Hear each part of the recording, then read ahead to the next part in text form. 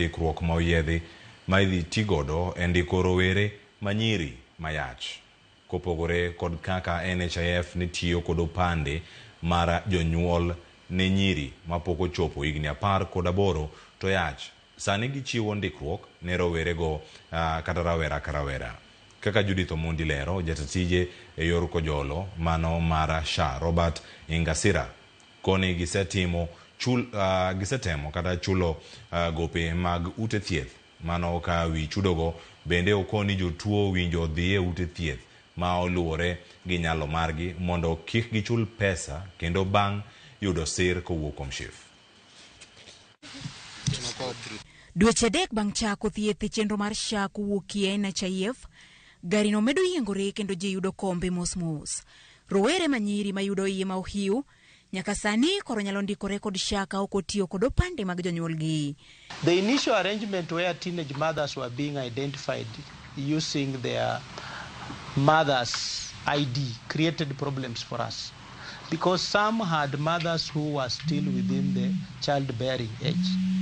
So you would find issues where a mother could reportedly be said to have given birth more than twice in a year, just because her ID was used for her own delivery and also for her daughter's delivery.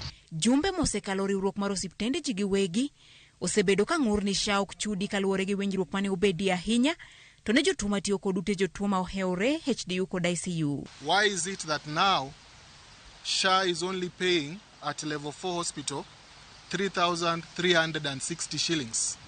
Why is it that if you are admitted at ICU in KNH, SHA is only paying 4,460? Wach ma oruch kod jatatije mar SHA Robert Ingasira mako ni chudogi ne osego chapa doki ofuko mar jatuo luwore gi kar thieth ma olimo. Under SHA, we have only signed one contract, and it's one contract that cuts across the board.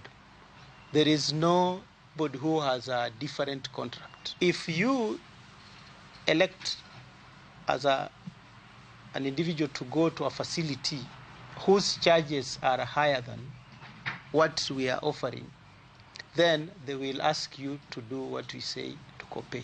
Kanyaka sani gikoni gisetemo chudo mokalo kwan ma owinjore bed ne osechul, migawo mar thieth wacho ni chudogo osekalo gi shillings bilion 6 e wi omenda duto ma gisechoko chakre dwe mar 10. Since the rollout, we have made payments in excess of 6 billion out of the monies we had collected to healthcare providers. Ingasira ne loso e kinde nyasi mar bedo e winjruok gi tend kaunti ma Murang'a e ndiko ji maonge nyalo e kaunti no e okumba mar SHA.